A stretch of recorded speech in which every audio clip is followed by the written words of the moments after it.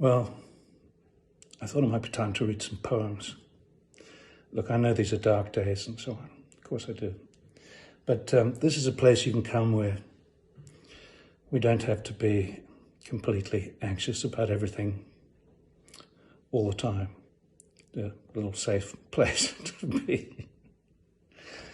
And if there is one thing about self-isolation, it does give you a chance to actually sit down and think about the important things and do some things that you don't normally have time for because we're always so busy.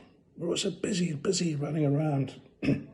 Oh, before anything else, people were asking about my ukulele when I was singing last night. And they were saying it's a beautiful thing. And yes, it is.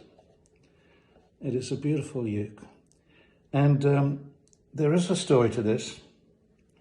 It was painted, designed, and made by my niece. Her name is Tessa Brodie. She lives in Littleton in out of Christchurch. And she's a terrific artist. And she made this for me, her old uncle, on his birthday. And I treasure it. Anyway, poems. I found this great little collection. It's called A Poem for Every Feeling, Set Me on Fire. And there were 3 that sort of popped out today. And here we go. I had a really terrible headache the other day. And I thought, oh my God, this isn't good. And then I had a cup of coffee and I realized it was just caffeine withdrawal. And then I felt so much better. Anyway, this poem is called Coffee in Heaven. You'll be greeted by a nice cup of coffee when you get to heaven, and strains of angelic harmony.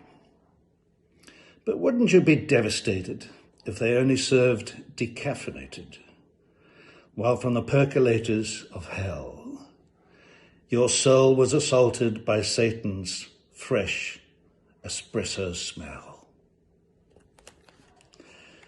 Now, the thing about being isolated too is, of course, you miss people.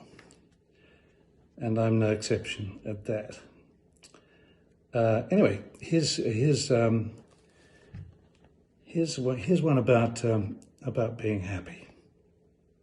It's called The Orange. It's by Wendy Cope. At lunchtime, I bought a huge orange. The size of it made us all laugh. I peeled it and shared it with Robert and Dave. They got quarters and I got half. And that orange, it made me so happy, as ordinary things often do. Just lately, the shopping, a walk in the park. This is peace and contentment. It's new. The rest of the day was quite easy. I did all the jobs on my list and enjoyed them and had some time over. I love you. I'm glad I exist. It's a bit touching, isn't it? And the last one is very short. It's a very old poem. It dates back to the 1500s. Nobody knows who wrote it, and I should probably be speaking this in some kind of old English accent, which of course I can't do. But it's all about missing someone and being apart. And it's been set to music several times, but I'm just going to read it because you know how badly I sing. Right, so it's called Western Wind, or Wind. Oh, western wind, start that again, because it's a good one. Oh, western wind, when wilt thou blow that the small rain down can rain? Christ, that my love were in my arms, and I in my bed again.